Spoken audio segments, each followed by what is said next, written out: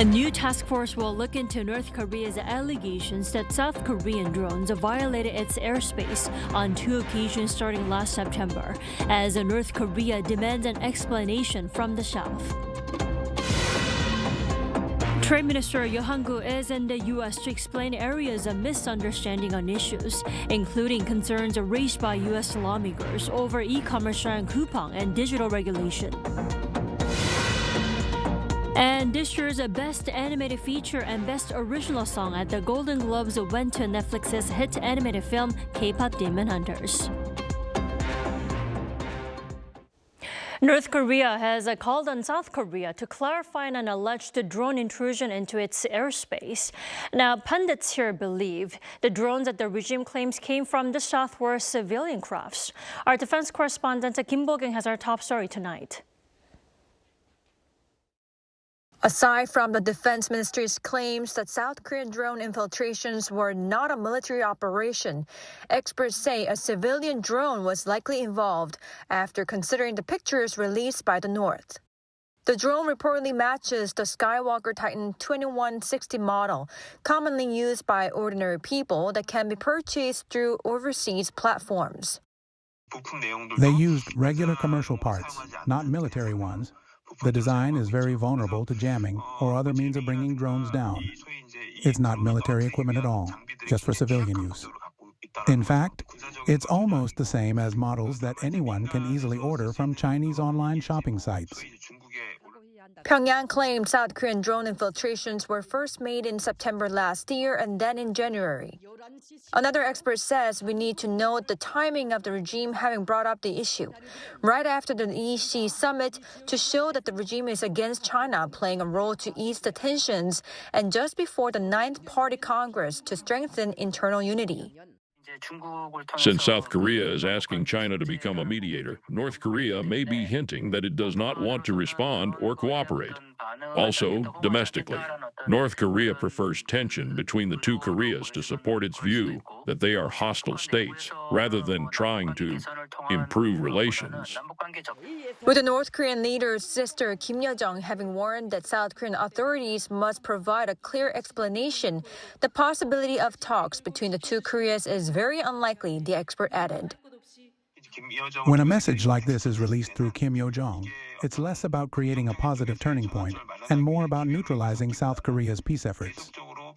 With Seoul's aim to come up with momentum to resume dialogue with Pyongyang before Trump visits China in April, eyes are on how the North will respond to the South's investigation results that will come out in the future.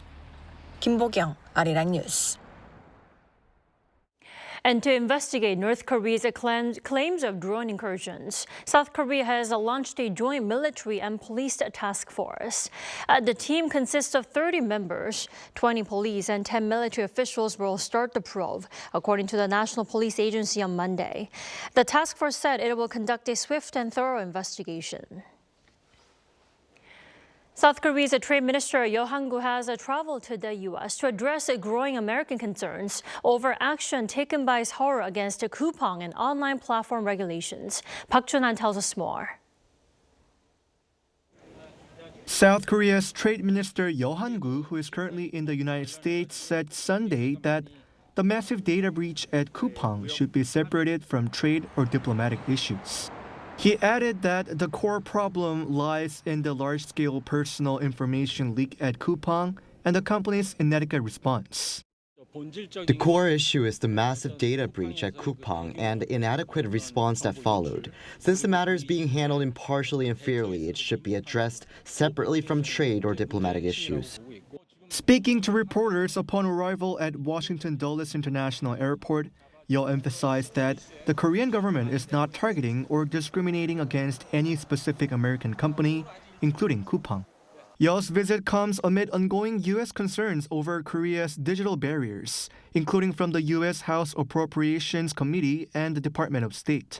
The U.S. Department of State late last year criticized a South Korean anti-disinformation bill, saying the amendment to the Network Act negatively impacts the business of U.S.-based online platforms and undermines free expression.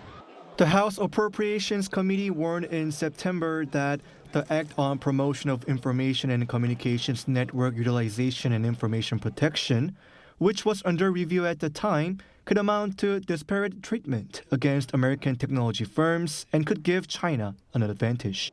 To address the concerns, Yo said he will conduct extensive outreach during his visit, during meetings with U.S. Trade Representative Jamieson Greer, key lawmakers, and industry groups to explain the Korean government's intent. Park Jun-han, Arirang News. President Lee Jae-myung called on South Korea-Japan relations very important and that the two countries share similar values and aims. This was revealed in an interview with Japan's NHK ahead of his trip to Japan tomorrow to meet Prime Minister Sanae Takaichi. Lee said he hoped the two countries could find a more common ground to work on together, as they have many areas where they compete and cooperate. The two leaders are expected to discuss bilateral relations and regional issues, as well as cooperation and economic matters when they meet for talks on Tuesday. They last met in South Korea's Gyeongju in October on the sidelines of the APEC leaders meeting. President Lee Jae-myung has called on religious communities to play a bigger role in fostering national unity. Speaking at a New Year's luncheon with religious leaders at the Blue House on Monday, President Lee urged them to help build a more harmonious and inclusive society by putting the core values of love into practice. Acknowledging that conflict, hatred, and intolerance are on the rise in South Korea, he added that while uniting the people is his most important duty, there are limits to what he alone can achieve despite continued efforts. Representatives from major faiths attended the event, including Buddhism, Protestantism, and Catholicism.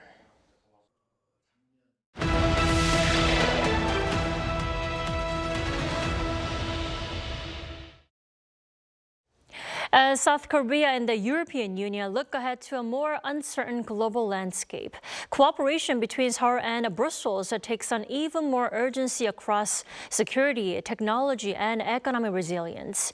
Our Oh Soo-young sat down with the EU ambassador to Korea to hear his outlook for the new year.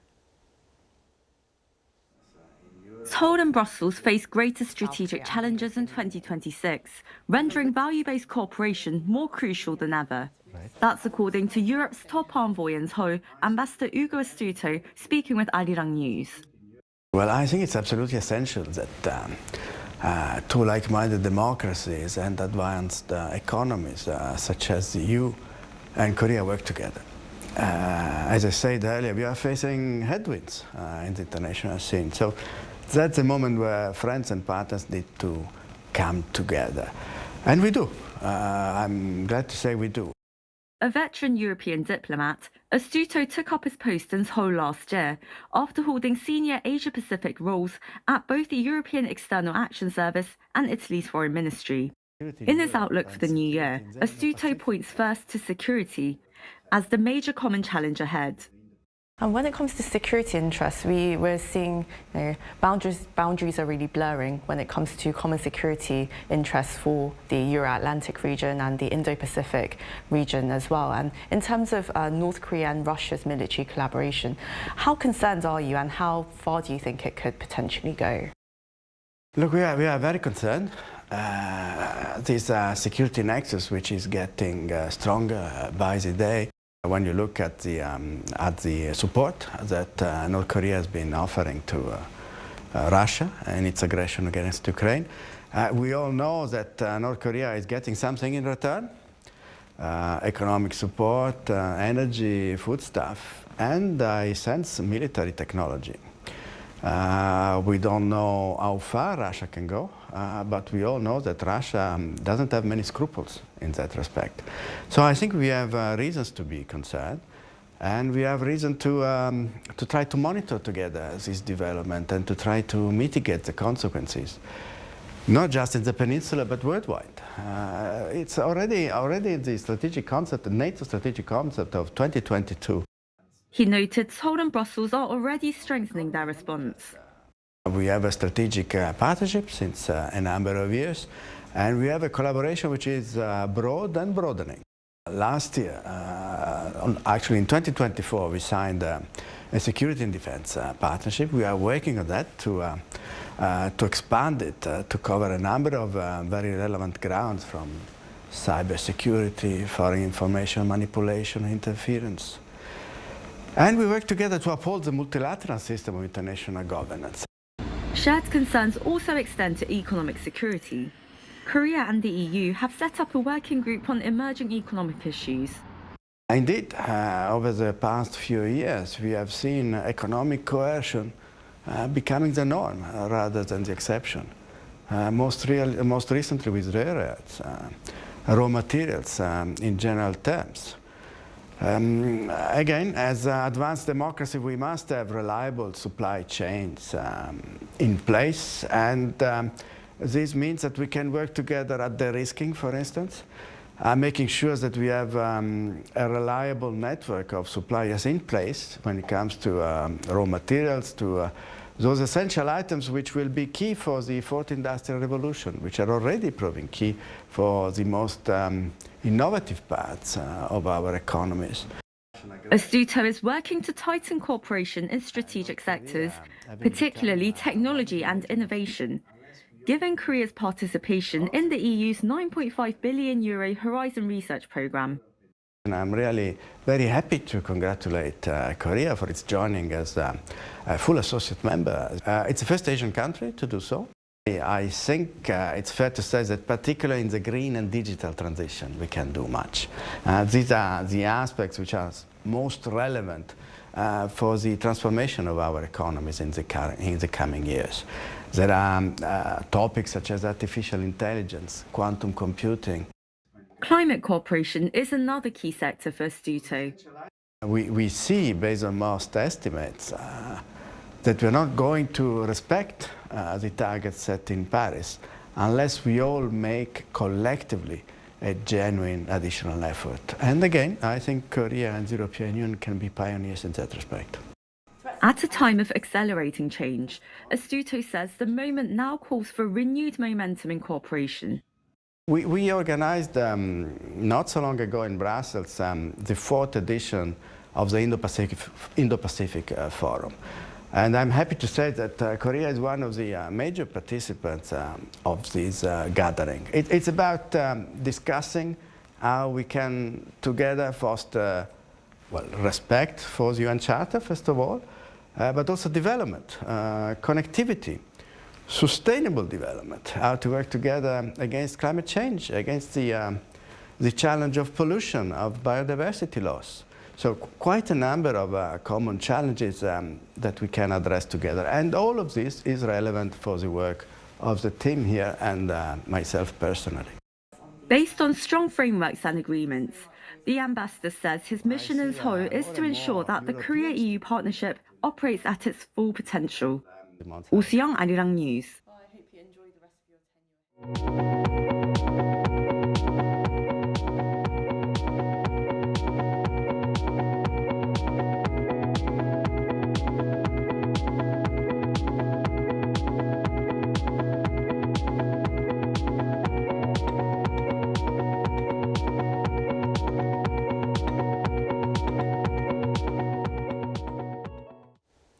Reports of a ruthless campaign against protesters in Iran by their government are fueling fears of a potential hostile intervention by the Trump administration against the Iranian leadership. Kim Do-yeon reports. More than 500 people have died in the ongoing unrest in Iran. According to the U.S.-based rights group HRANA, this toll includes 490 protesters and 48 security personnel, with more than 10,600 people arrested over the past 2 weeks. Considering all means of communication have been down, another Iranian rights activist group said some sources have claimed that more than 2,000 have died. While these figures have not been independently verified, the violence has prompted a scheduled meeting on Tuesday between U.S. President Donald Trump and senior advisors to discuss options ranging from cyber weapons to military strikes.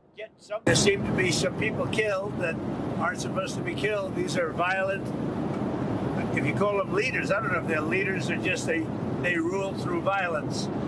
But we're looking at it very seriously. The military is looking at it, and we're looking at some very strong options. We'll make a determination. President Trump also claimed that Iranian leadership has reached out to negotiate, sensing the pressure. However, he warned that the U.S. may be forced to act before any talks can take place if the violence against civilians doesn't stop immediately.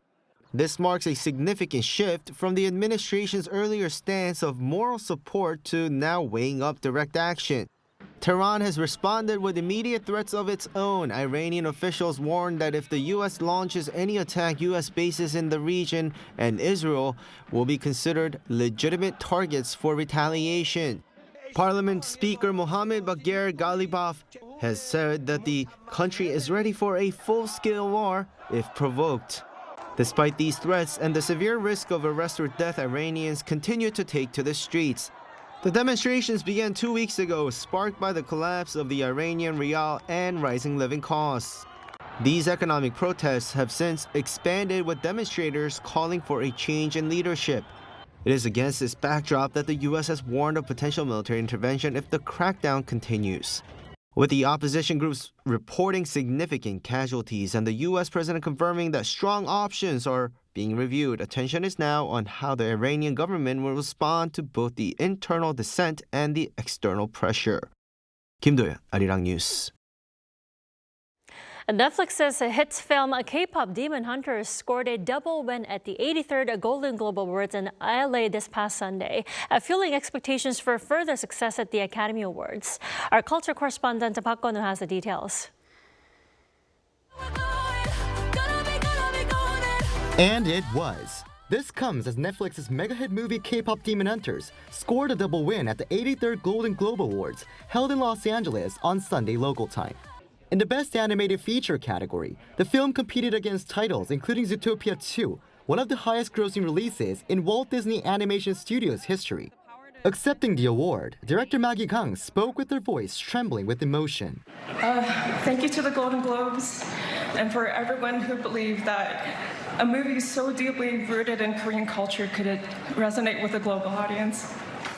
The main song from the film's official soundtrack, Golden, also beat out competing songs from major releases, including Wicked for Good and Avatar Fire and Ash. Singer-songwriter EJAE burst into tears as she accepted the award, dedicating the honor to people who've had doors closed on them, encouraging them never to give up. It's a dream come true to be part of a song that is helping other girls, other boys, and everyone from all ages to get through their hardship and to accept themselves. So thank you, Golden Globes, for accepting my voice and our voice. The wins marked a double victory, though the film fell short of a third award in the Cinematic and Box Office Achievement category. Korean film No Other Choice was nominated in 3 categories, including Best Non-English Film and Best Male Actor, but did not secure a win. Still, one expert says the wins by K-pop Demon Hunters are truly significant in themselves. The film has been a global phenomenon. The movie, along with the soundtrack song Golden, has topped numerous charts in a way unmatched by other films. It has also sparked countless cover videos and memes, influencing even people who haven't seen the movie itself. She added that while the Golden Globe wins do not guarantee success at the Academy Awards, the film's strong critical reception and global popularity will be considered similarly, suggesting it could remain as a serious contender. And with that in mind, expectations are building for further success for Korean cinema and the upcoming Oscars in March. 박건우, Arirang News. The Culture Ministry is setting aside 43 billion Korean won, or over $29 million this year to nurture 3,400 AI-related professionals to keep pace with the dramatic changes in the global content industry. The ministry will work with the Korea Creative Content Agency to foster talent with expertise in AI-powered production to strengthen K-content ranging from music to dramas to movies and webtoons.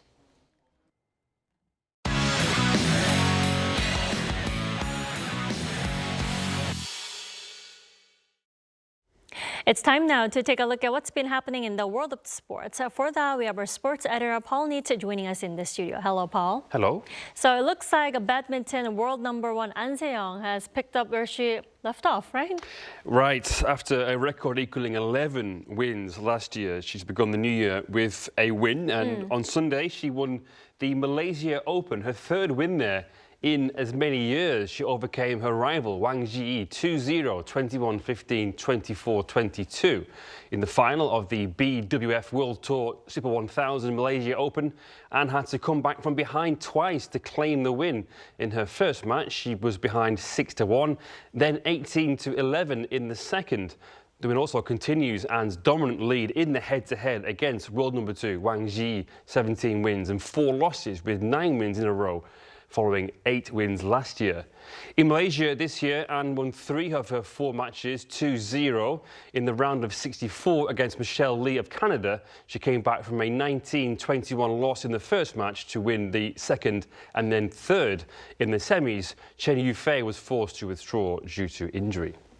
Well, An Se-young seemingly setting the tone for the year ahead. Now, moving on to tennis, there was a rather interesting exhibition game that took place over the weekend here in South Korea, right? Indeed, yes. Carlos Alcaraz versus Yannick Sinner, with Alcaraz winning in straight sets. The match ended 7-5, 7-6, 8-6 in front of a crowd of around 12,000 fans at Inspire Arena in Incheon. Both were playing in Korea for the first time and used the match as preparation for the Australian Open, the first major of the season, which begins on January the 18th. Both said they would like to come back to Korea and thank the fans for their warm support. The two are rivals but friendly ones, and they shared the past 8 Grand Slams over the past 2 years. Now, Paul, moving on to football, South Korea's under-23 team looks set to reach the knockouts of the Asian Cup, right? That's right, yes. 1 win and 1 draw so far from the first 2 games. That means they have 4 points to sit top of Group C on goal difference. The win came on Saturday, 4-2 over Lebanon, thanks to goals from Lee Hyun-young, Jung Jae-sang, Kang Sung-jin and Kim Tae-won. It was a game that saw Korea come from behind twice before Jung Jae-sang made it 2-2, and then 2 more goals were added in the last 20 minutes. But a draw for Uzbekistan with Iran on Sunday means that Korea's destiny is in their own hands, and they play Uzbekistan on Tuesday in the final group game. Should Korea finish first, they'll face one of China, Australia or Iraq in the first knockout round. Korea won this tournament in 2020, their first title. Japan won the last edition in 2024. The top 3 teams will secure a place in the Olympics. I see. Well, finally, but sticking with football, some more goals and assists from Korean stars over in Europe over the weekend. Tell us more. Yeah, actually, there were a couple of Korean derbies of sorts as well. And Jung Woo-young scored in one of those, a 2-2 draw for Union Berlin with EJAE Mainz in the Bundesliga. He got an assist in that one, but Jung's goal came with 13 minutes to go to make it 2-1, with Mainz having built up a 2-goal lead. The assist for E was for Nadiem Amri on 30 minutes, which was the goal that opened the scoring. And the other Korean derby saw Yang Min-hyuk make his debut for Coventry City in the FA Cup against Bedouin Stoke City. Stoke won 1-0. And Hwang Hee-chan, meanwhile, got an assist in Wolves' 6-1 FA Cup third-round win over Shrewsbury, supplying Jørgen Strand Larsen inside 9 minutes to make it 1-0. There had been some concerns of another injury, but Hwang started the game and played 74 minutes.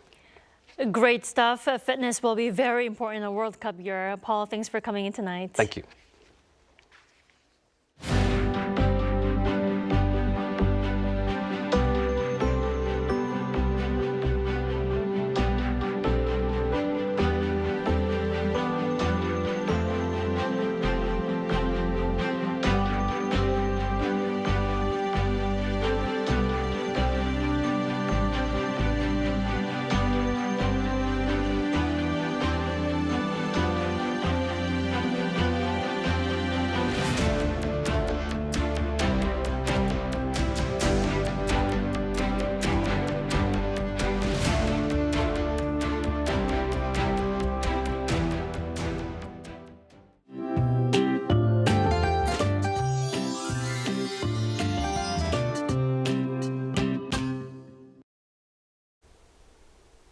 It was noticeably colder this morning compared to yesterday, but temperatures eased up a bit during the day. That won't last long though. Colder air is expected to return tonight, and temperatures will stay below freezing all day tomorrow. This freezing weather will hang around through Wednesday morning. Then temperatures should start rising again in the afternoon. Center areas may see rain or snow, but most of it will have stopped by dawn tomorrow. However, roads could become slippery with a mix of rain, snow, and freezing conditions. Please be careful. Seoul will start off at -4 degrees tomorrow morning, Chuncheon at -6 degrees. Daily highs will top out at only -2 degrees in Seoul, 4 degrees in Chuncheon, Daegu, and Gyeongju. Dry weather warnings remain in place for eastern regions, and strong winds are also affecting the eastern parts of Gangwon-do province. Extra precautions are necessary out there. That's all for Korea. Here are the weather conditions around the world.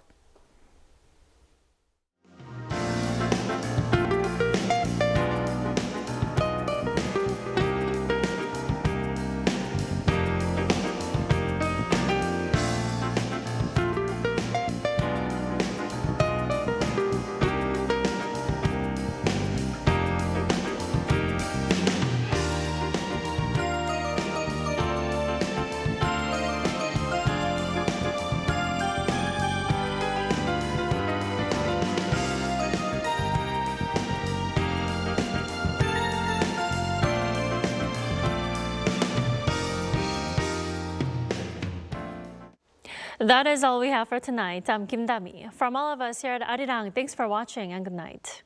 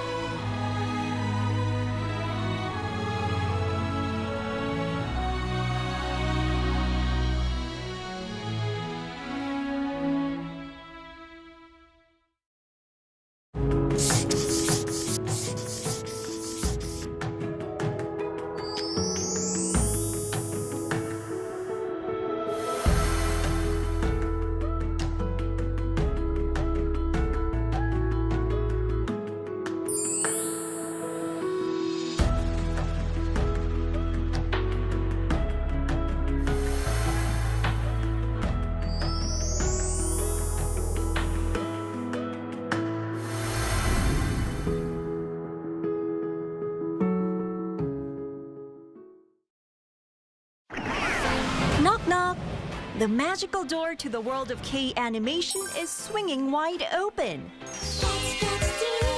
Meet your instant new BFF, the adorable Catch. Tina Ping will have you hooked from the very first glance. Need a hand? Our Robocar Pony Rescue team is always zooming in to save the day. How about tagging along on Pinkfong and Pal's super exciting quest to reclaim their lost magic? With the mysterious life forms Kabion by your side, you can become a Kabion master and save humanity like the total hero. Protecting children's innocence while igniting their boundless imaginations.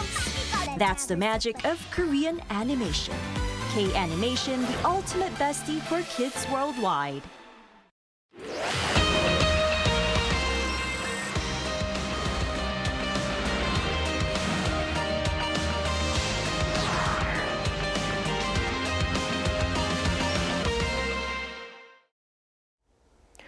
Welcome to Within the Frame, where we bring the most pressing issues across the globe into focus. I'm Kim Mo-gen. In a major diplomatic move, South Korean President Lee Jae-myung is heading to Japan on January 13th for a South Korea-Japan summit. The visit comes at a time when both countries are navigating a fragile path between historical grievances and present-day strategic cooperation. From forced labor and comfort women to territorial disputes, long-standing issues continue to challenge any momentum towards reconciliation. Yet, with growing regional threats and global uncertainty, the pressure to move forward is even mounting. So tonight, we unpack the deeper meaning of the latest visit from a Western perspective. And for this, we're joined by Alexis Dudden, Professor of History at the University of Connecticut. A big welcome, Professor. Thank you so much. So, Professor, let's begin right away. Like I've said, President Lee is set to visit Japan for a sit-down with his Japanese counterpart tomorrow. From a Western scholar's perspective, how significant do you think is this latest visit? And do you think it could mark an acceleration in shuttle diplomacy? Well, I think given the state of the world right now, it's a very good sign. President Lee is just back in Korea from a very successful diplomatic engagement with China, and he's now off to Japan. He's almost the conduit, the stabilizer in the region in this respect. And, you know, given the stakes involved, I think all of his efforts should be greeted in Japan with the utmost sincerity, and I hope for the best for this visit. Right, so we will be looking forward to some symbolic outcomes from the latest visit. But looking at the broader approach, Professor, South Korea, it has long followed the two-track strategy, separating historical issues from other forms of cooperation. So how effective do you think has it been in, balancing the reconciliation and stabilizing relations? Well, as you mentioned, the same issues keep arising. The former sex slaves of the Japanese military, forced labor, Yasukuni visits, territorial issues, et cetera, et cetera. And some could say that that's a failure of two-track diplomacy, that, that people should just hit Japan hard. But that's not diplomatic engagement, and that's not in anyone's interests, least of all Korea's. So the two-track might better be understood as trying to keep the momentum going, because when Japan makes solid gestures and solid progress, beginning, for example, with the 1993 Kono Statement, then the region opens up and engages. The problem is, with a subsequent prime minister with perhaps a different support base, the rug gets pulled out, and revealing the problems with the two-track approach. And so the best approach I see is to just continue to build on the solid gains and come up with measures that really, I don't want to say shame Japan, but shed light on what has been achieved. And then when other groups in Japan deny that progress has been made, it's clear why South Koreans get upset. Right. So actually separating the issues might maintain momentum, but it seems history always circles back. And but But when we look at the root causes of this, what do you see as the root cause of the ongoing historical tensions between Seoul and Tokyo, and what structural factors continue to keep these disputes recurring?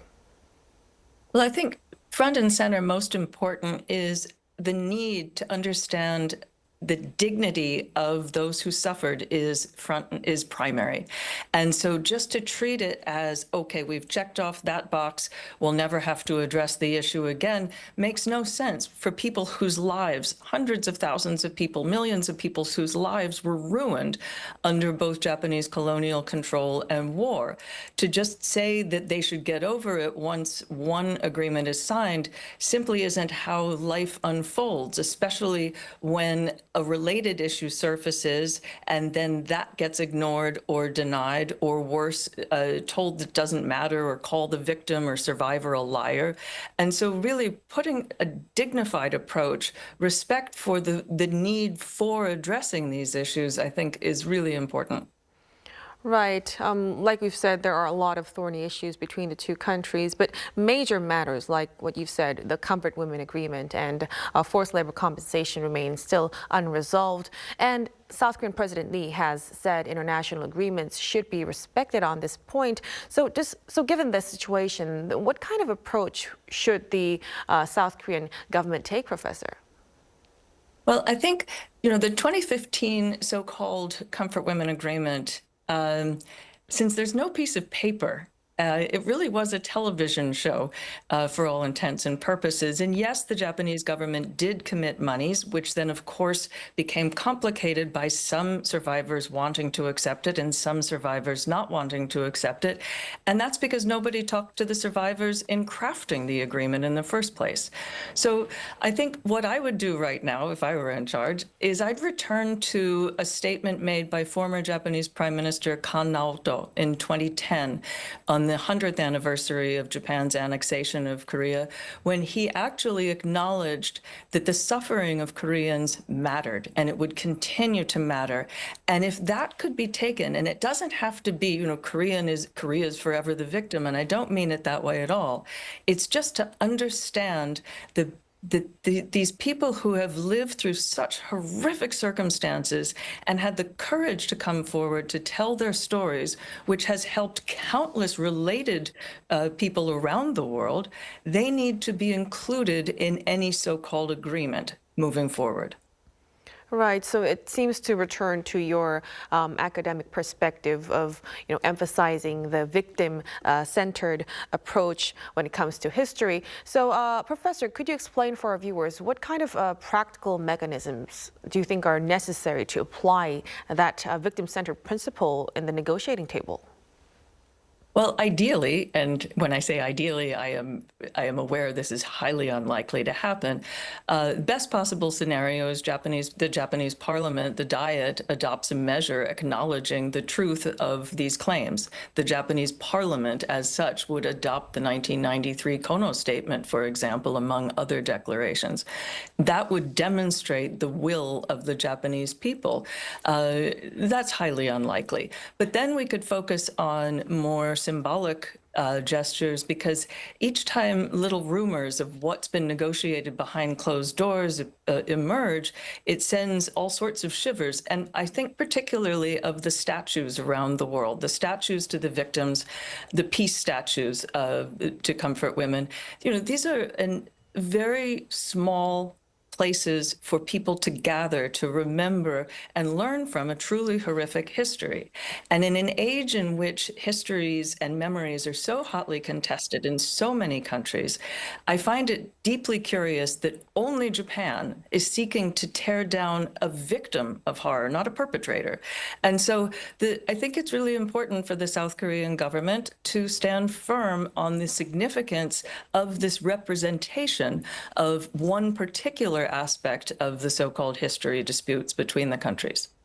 Right. It really is a very complex issue, considering the geopolitical and domestic politics situation. But we'll hope for these things to be recovered and resolved in the future. But on a related note, going back to the latest summit, this summit, it might address historical topics previously left off the table, like recovering remains from the Chose coal mine. Professor, what significance do you see in raising humanitarian issues right now? And do you think it could be a meaningful triggering point for deeper reconciliation? I think that's an excellent question, and I really hope this issue comes to the fore. It's different from the Sado mine controversy, for example. The Jose mine, the collapse that happened in 1942 was a terrible tragedy that involved both Korean and Japanese victims. The Korean victims predominantly, I believe there were around 140 people trapped and drowned when the underwater mine collapsed. There were also roughly 40 Japanese miners in there. And the combination of all of these lives together is really revelatory in terms of how history at the time was happening.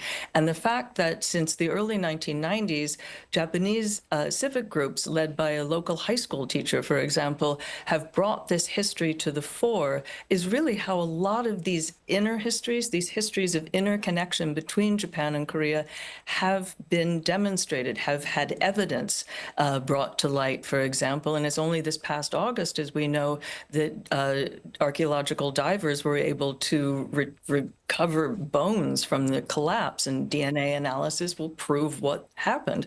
But unfortunately, the Japanese government continues to punt on issues like this, saying, well, we can't be for sure, making it very comparable to the Japanese government's position, for example, on the notorious biochemical warfare unit in North China, Unit 731. And so again, it's in the Japanese government's interests to accept evidence. And this is a great opportunity because this is civic groups from Japan working with Korean efforts as well. Right. So with that in mind then, Professor, so we are looking forward. We're expecting some of these issues to be discussed at the summit. Then in order for the summit to, bring about some concrete outcomes regarding these sensitive issues, what kind of conditions or approaches do you think are necessary to, ensure that we have some, visible outcomes? Well, again, focusing on the dignity of not only the survivors and those who support them, but the actual substance of the histories involved. We're talking about some terrible events of the past that really deserve to have more light shed on them, so that the reasons for the angst, the reasons for the rancor from those seeking justice are better understood.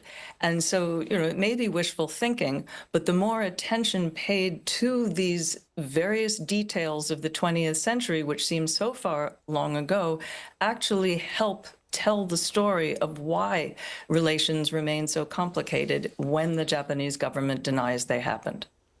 Right. So just to clarify, when you mean focusing on the stories of the survivors, focusing on the stories of the victims, then you mean when the two leaders actually discuss about this, right? Well, I doubt they're going to actually raise these topics out loud. However, in working groups, in breakout groups, this is a great opportunity to recognize that Japanese and Koreans work together to unravel the shared history, which we all know is not just black and white, because the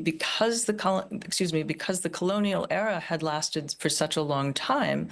Simply saying that Japanese did this to Koreans really isn't the full story. And so I think it's in South Korea's interest, for example, to make the history of empire as broad as possible, as we just saw with President Lee in China when meeting at the former Korean Provisional Government headquarters in Shanghai, for example, meeting with other independent survivors of independence activists. But when Chinese leaders say China and Korea have a shared history, they do under Japanese rule, and they do do with people in the Philippines, in Indonesia, in Singapore, throughout the areas of the Japanese empire. And I think a strategy best for South Korea is to broaden the network of stories and approach it that way so that it's not simply Japan versus Korea, Korea versus Japan.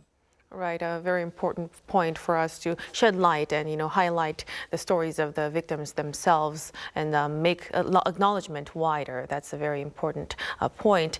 Now, Professor, let's switch gears a little bit to the Dokdo territorial dispute. It still remains a very big flashpoint. Last year, Japan's Prime Minister called Dokdo inherent Japanese territory, prompting a strong response, of course, from South Korea. So in your view, how should both governments actually manage this issue? Well, how should I say this? In November, when Prime Minister Takaichi made her comments about Taiwan, we all know she was responding in open parliament to an opposition leader. When she made her December 9th comments about Dokdo, she was responding to a local parliamentarian from the Shimane prefecture, which claims these islands for Japan. And so that was really a clear act of domestic politics. I'll do this if you do that for me. But that's not statesman. That's not leader-like, which then leads to, I found really interesting. Several days ago, January 8th, Japan's Nikkei, Japan's version of the Wall Street Journal, published an editorial urging Prime Minister Takaichi to act like a leader. Territorial issues get us nowhere. Leave it alone. And so that was a very strong urging to her by a conservative group in Japan saying, we really do not need this flare-up because we know that that's a non-starter.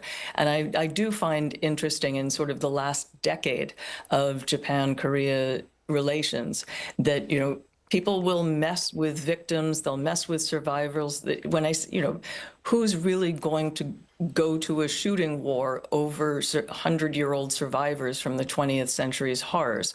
Territory is a different matter. And that's where this needs to be handled extremely carefully. And if Prime Minister Takaichi plays with Dokdo, then she can expect a standoff, unfortunately. Right. So we could be seeing it as an act of domestic politics rather than a complete statement. If I could just add, we know that February 22nd in Japan is what Japan celebrates as their Island Day, Takashima no Hi. However, if she chooses not to send a cabinet-level minister to that celebration in Shimane Prefecture, domestic politics, then that would be a statesman-like approach to this issue between the two countries. That said, if she chooses to send a cabinet minister, then it's the equivalent of almost visiting Yasukuni because people have warned her not to at a time when the region needs Japan and South Korea to get along calmly. Right, definitely. So clearly all eyes will be focused on that date, which will come in a few weeks from now. Now, in that same context, Professor, you've said the 1951 San Francisco Peace Treaty laid the groundwork for territorial disputes in East Asia. So from a historical standpoint, how do you interpret this Dokdo issue? Sure. So Article 2 of the 1951 San Francisco Treaty does not specifically name these islets, as we all know. In many rough drafts, these islands were named, but in the final treaty, they're not there.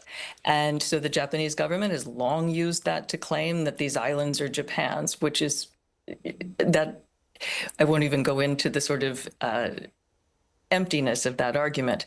That said, what it has done has inserted the United States into this problem because the United States, as the architect of the San Francisco Treaty, exactly knew what it was doing and left this question blank, requiring actual U.S.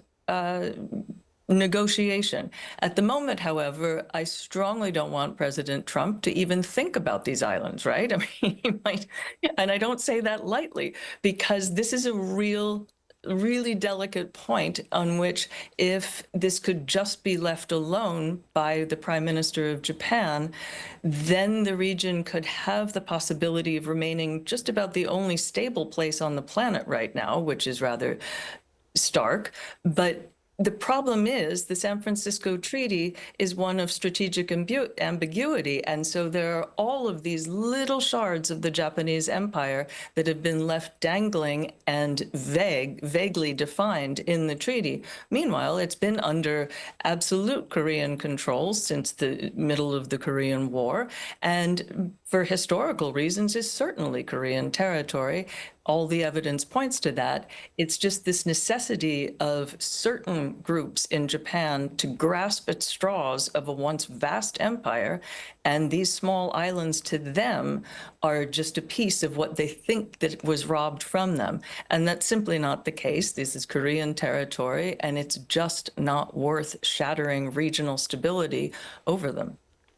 Thank you so much for your opinion on that, Professor. But before we wrap up our discussion tonight, we've touched upon how history was often used as a political tool from both countries.